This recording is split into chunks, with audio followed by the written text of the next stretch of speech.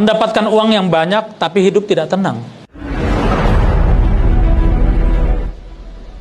Saya sampaikan dan saya mohon kepada seluruh saudara-saudaraku yang ada di Aceh, yang saya cintai, masyarakat, oknum-oknum yang mencoba-coba atau tidak tahan dengan godaan-godaan. Marilah kita menarik diri dari jaringan-jaringan ini, dari godaan-godaan. Ini semua adalah ilusi. Mendapatkan uang yang banyak, tapi hidup tidak tenang. Please, hentikan semuanya ini. Karena perbuatan saudara-saudaraku berdampak kepada generasi muda kita, anak-anak kita,